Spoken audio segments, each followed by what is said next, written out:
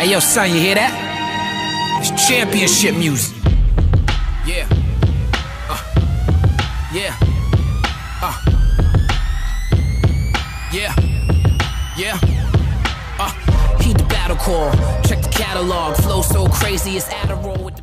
Today we are at Factory Studios in Brooklyn, New York. We're shooting a video for my song Violations off my album Gravitas. Direct to fan, only available at www.qualityclub.com. It's featuring Raekwon the Chef. I'm very honored, and it's my privilege to work with such a high caliber MC. Also, Ari the Rugged Man, also a high caliber MC, is directing the video. So we're here just doing, our rappity rap thing right now. You know I wrestle with pawns, getting my money, we going to automatic lean a player. Nelson Mandela is arguably the greatest leader of the 20th century. We've never in our lifetime seen something as great as him. He took something that was impossible and made it possible. And MCs, while we have great MCs who voice the struggle, myself included, we have great MCs who are activists. Dead Prez, Immortal Technique, Jasiri X, people like that. I don't think any musician or rapper could necessarily say that they're on the level of holding a torch for, say, a Nelson Mandela. We could paint the pictures, we could bring attention to what people like that are doing. There's people like that right now, like Mumia Abu-Jamal, like there's people out there who are really on the front, who are still locked up, that I feel like are more apt to carry that torch. But the musicians, there are a lot of musicians who do voice the struggle and who do put the message in the forefront of their music. And because of these musicians is why younger people are going to learn about Nelson Mandela. East Point, smoke some dank. I'd like to see Outkast doing another album.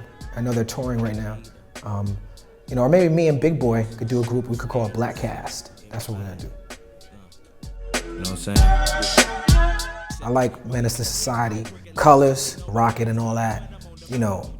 I gotta say, don't be a menace to South Central while you're drinking your juice in the hood, like the Wayans Brothers, that's a classic.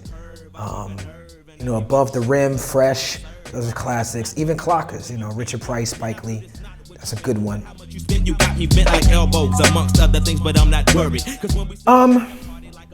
I believe that if you sample someone and you're aware that you're sampling someone, that it's on you and the producer to make sure that that sample gets cleared. I think people have a right to get paid off of music they create, and if you sample it, you're using someone's composition.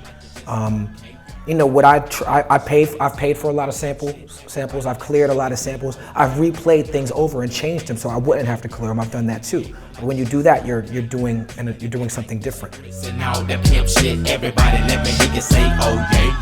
I put in a lot of studio time with Ryan Lewis. We came up with some things. Macklemore's the homie. I'm sure we'll get some things together. But me and Ryan Lewis got some things we're cooking up right now. From the top. Amiri Baraka, what he was able to do with words and poetry and plays vastly influenced my generation of MCs. And just him being an East Coast cat, like the way he put it down for Newark is very inspirational for hip hop because like you rep your city, you rep where you're from.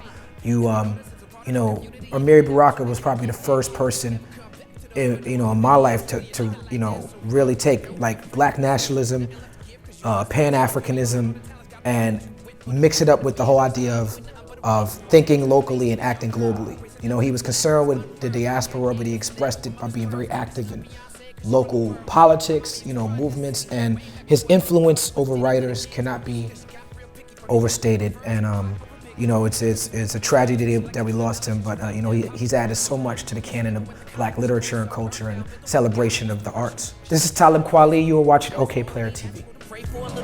Musical, so she played them a bullet cool course till her daughter was born. It was a miracle. Music is the light when it's dark, and the way that you spit your dart is a big part.